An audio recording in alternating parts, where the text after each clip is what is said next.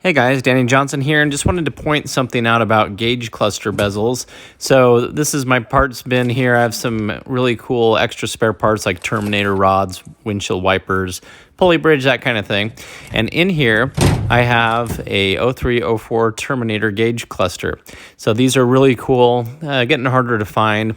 And so I like to have these if I can find them. And I found a really good deal on one over here on a 35th anniversary GT that was being parted out. And so I want to show you how its bezel is the silver like you see in the interior upgrade package, IUP cars.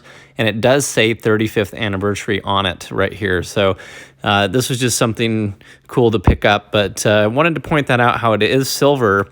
And this is part of the actual, like the plastic lens that's on there. So a while back, I was actually going to get a new replacement part for my Mach 1 because it had some scratches, and you may know that that scratches really easily, even just wiping it with a nice towel.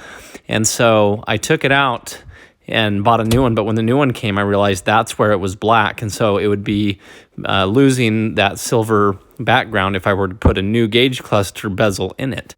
And something interesting as well is the Bullitt Mustang has these retro style gauges. They came first and then they put them on the Mach 1, but the Bullitt did not have the silver backing, so it's just black as well. So interesting how it's all different. So I have my Mach 1 gauge cluster out of the car. If you want to see how this is done, you can see my other video. My plan was to take the old bezel from my Cobra, since it was still in really good condition. Had a few minor scratches, and that's why I bought a new one. And I did this so that I could take my Mach 1s out, because it was pretty bad. I don't know if you can see the scratches on this, but it was not good.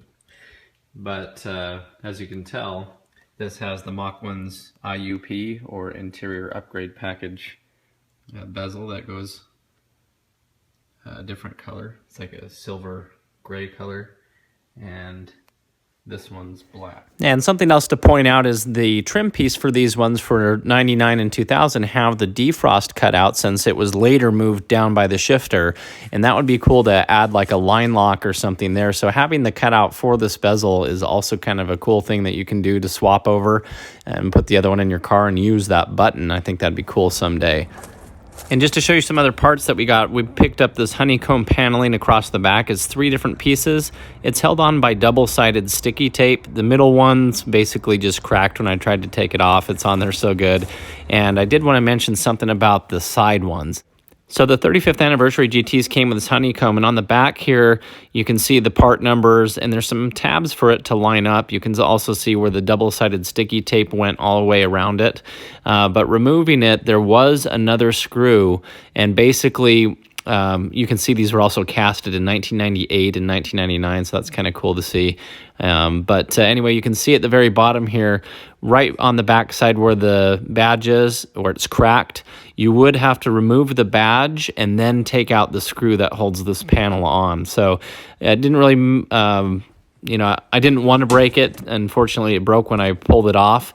But as far as putting it on another car, I'm not going to drill a hole in my trunk just to attach it. I'd just do double-sided sticky tape, so it worked out okay. But just so you know how these go on and off for the 35th anniversary, or if you see some aftermarket ones, I think they're just double-sided sticky tape only. But just wanted to show you what that is. But here's the other side, and again, the casting from 1998 and 1999 with the part number. And so this is kind of cool. But anyway, just wanted to show you this. See if you've ever noticed the gauge bezel colors. It's kind of interesting. The Mach 1s came with the silver, but the Cobras did not. I think they had to just really kind of pick and choose which cars were going to get all of the upgraded parts for some of them. And it's kind of nice to have them, I guess, be different in certain ways too. Anyway, thanks for watching. Check out the video description. I'll put other videos like this where I talk about fun little tidbits on the Cobras and the Mustangs and the Mach 1s and everything. Thanks for watching.